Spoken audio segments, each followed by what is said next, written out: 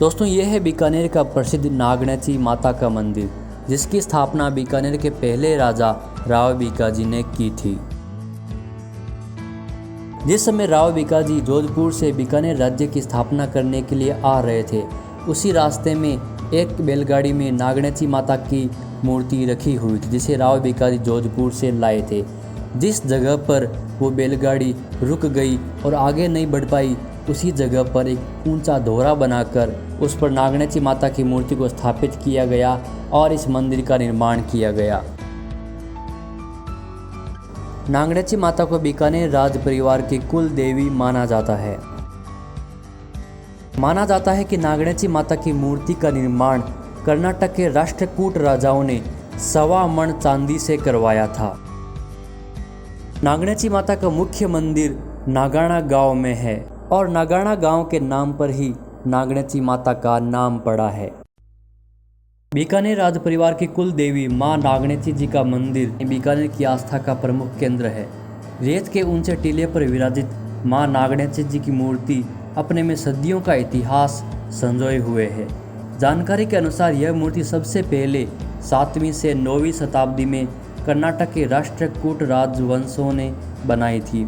उन्होंने 1.25 मण चांदी से अष्टदश भुज वाली मां नागणची जी के हर भुजा में अस्त्र शस्त्र व अन्य वस्तुएं थामने वाली यह मूर्ति बनाई। यह उनकी कुल देवी हुआ करती थी। यहाँ से कुछ सदियों बाद कन्नौज में रही।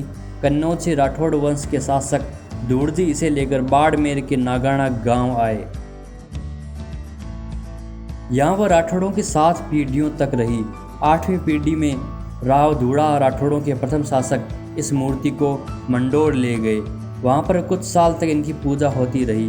राव धूड़ा के पोते राव जोधा ने जब जोधपुर बसाया तो वह इस पवित्र मूर्ति को मेहरानगढ़ में स्थापित कर उनकी पूजा अर्चना करने लगे। राव जोधा के बेटे राव बीकाजी ने जब बीकानेर नगर बसाया तो अपने पिता से यह मूर्ति मांगी थी।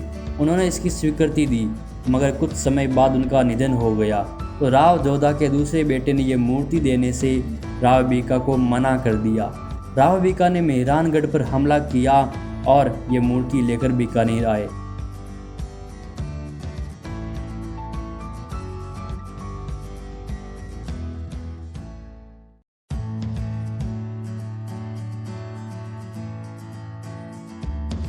करीब 530 वर्ष से यह मूर्ति बीकानेर में स्थापित है।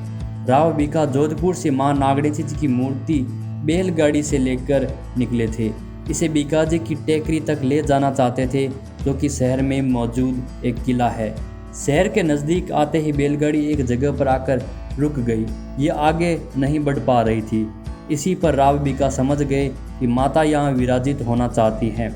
उन्होंने इसी स्थान पर मिट्टी का दोहरा बनवाया और ऊंचाई पर मां नागणची जी की प्रतिमा स्थापित कर दी। तब से मां यहीं पर विराजित हैं।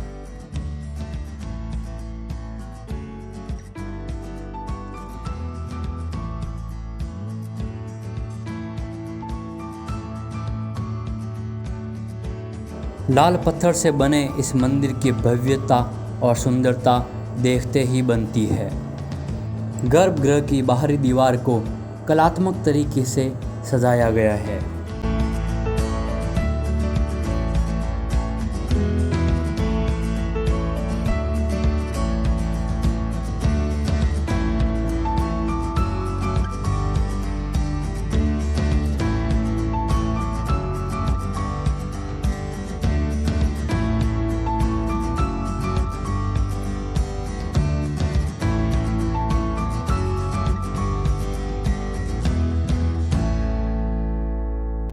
नागणची माता के मंदिर परिसर में नागणची माता के अलावा कई अन्य देवी देवताओं के छोटे छोटे मंदिर भी बनाए गए हैं।